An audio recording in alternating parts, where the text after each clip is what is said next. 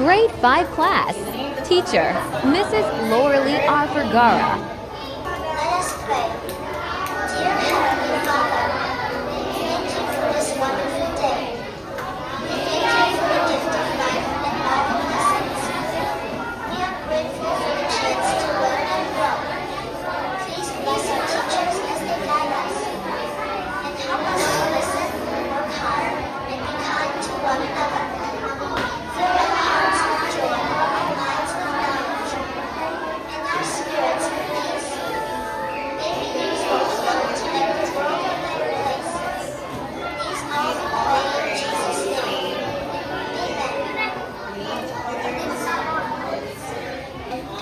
Are all present today?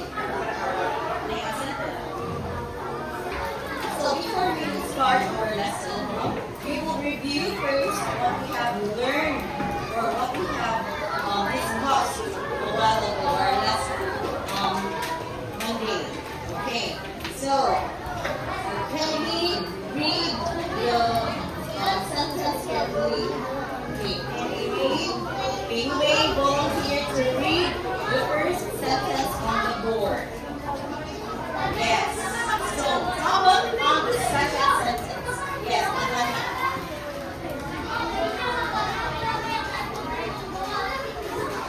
Okay, the gentle wind whispered to the waiting trees. How about the last sentence, Ethan? A busy birds bounce between the bright branches. Now, what have you observed to those sentences over there? For the first sentence, we say splash. What have you observed? The sun? What else? There is a...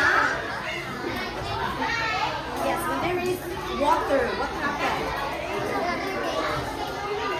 You see? What else? There is a sound. We see there is a sound. Okay, this is splash. How about the gentle wind whispered to the waiting trees? The gentle wind whispered. What happened? Okay, how can a bird whisper? Boom, kaya namin? No. What's that naman? How does it whisper? Yes, when it has a strong wind, it has a sound. Very good. That means we whisper splash. That's what the word whisper there means. And how about there? Busy birds bounce between the bright branches.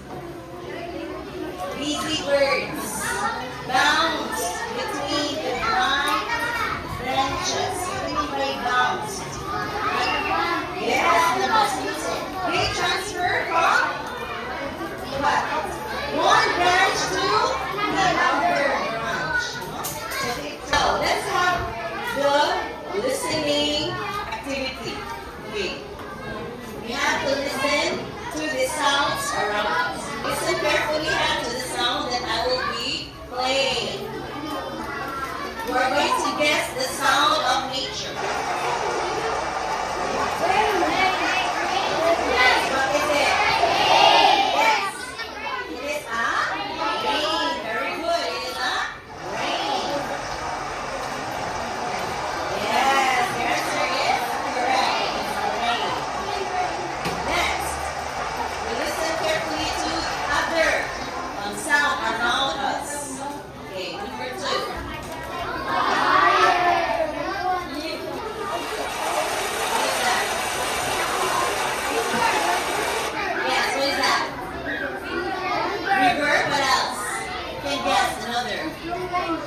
Falls, what else is it? Splash. Okay, so you have river, waterfalls, and splash. Let's find out if your answers are correct. Okay?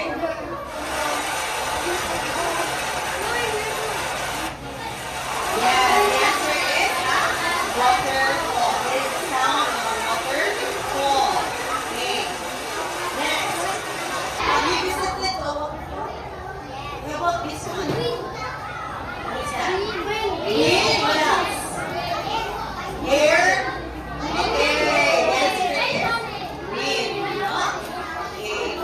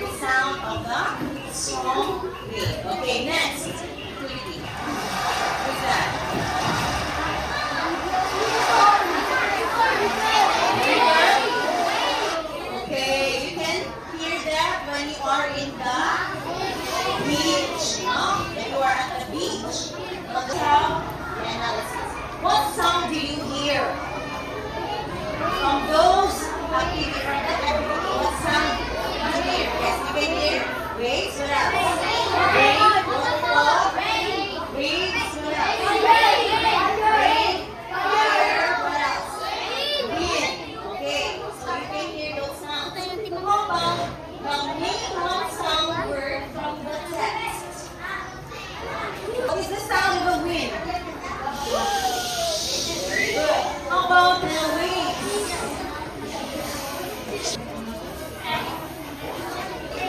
How about a waterfall? What words describe these sounds? What words describe these sounds? If you can hear those sounds, what can you describe all the sounds? Are they, yes, noisy? Very good. What else? Quiet? When you hear the sound of waterfall, is it quiet? Noisy? How do you feel when you hear the sound of waterfall or rain? Calm. Very good. What else? Peace. No, you feel peace or peaceful. Okay. Next, how do you sound words? Well, how do sound words help you imagine real sounds? Sounds. How does it help you imagine? Yes, ang tingog. Okay, ano one? Sound. Because of the sound. And then, you have feel. I-add to na mo. Na-experiences mo niyo ang place. Like a beach. Add to na mo. During high tide. Add to na mo dito. Add na mo sa sound. Okay. Next, how are these sounds connected to a work environment? How are these sounds connected? Huh? Yes, we can swim. What else? And then if there is a waterfall and then we can swim there, what are we going to do with the waterfall or the beach? Are you going to take care of the place? Yes, how are you going to take care of the place? Yes, you are going to remove your trash or you are going to take your trash with you. Or if you are bringing your trash there, you have to take your trash with you. No, then mo. Okay, the first concept is, okay, we have this already. This is one of the figure of speech. Have you heard the figure of speech? Do you still remember the figure of speech? We have discussed already simile, right? Metaphor also. Yes, we know that. So this time we're going to tackle about onomatopoeia. How are you going to read this? How are you going to read this? Onomatopoeia. Go.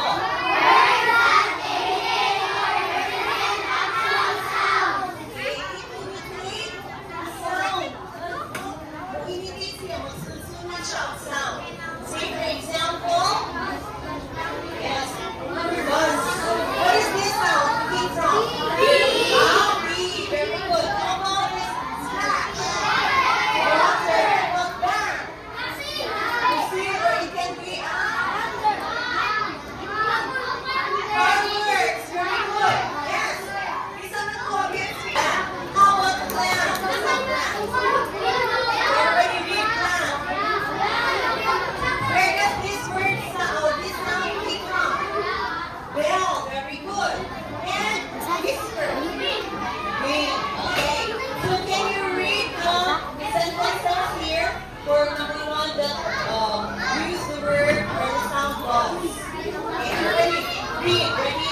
The word buzz or the sound buzz came from the bee. Very good. Okay. Everybody, let's read the sentence. Go. The bee. Go.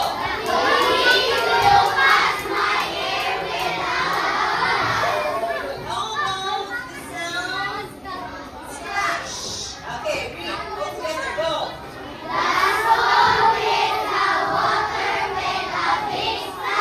Okay, how about the sound bang?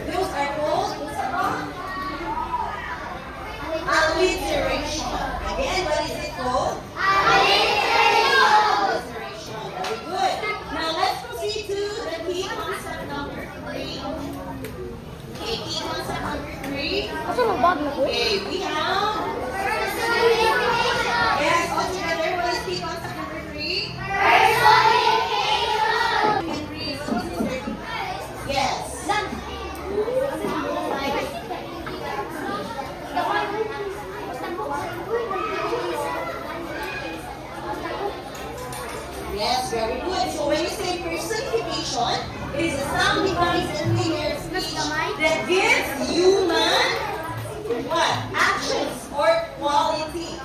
Okay. For 3.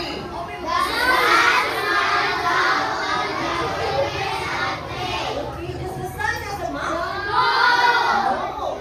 Why do you say that it smiles? Yes, because of the heat of the sun. When you say that you cannot play, what time can we play? During? Really? Rainy? Can we play during rainy day? During? Sunny day. Very good. During sunny day. Okay, next, number 4. The angry storm roared all night long. Right.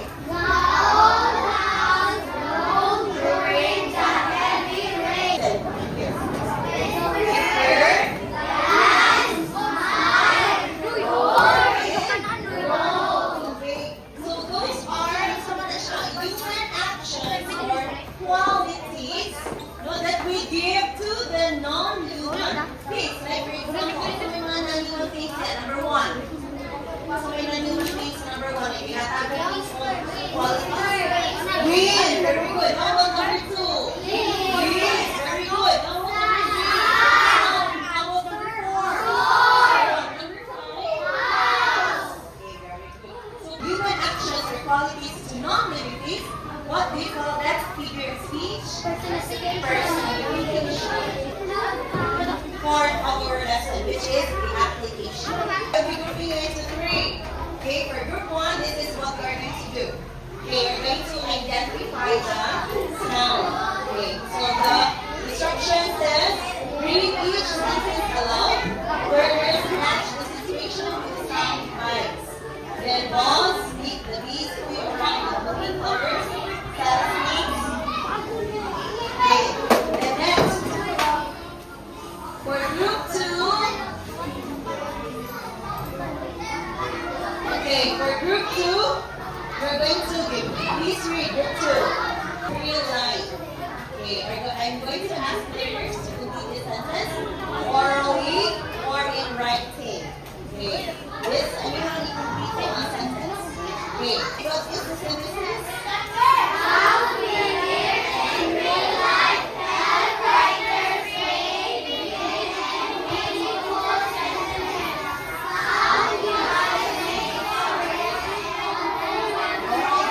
Paper and a pen. We're going to answer this one. Okay, assessment for multiple choice. 1 to 4. You're going to identify the sound device used in each sentence. Okay, choose the letter of the correct answer. Are you answering? Write the letter of the correct answer. Say, for example, number 1.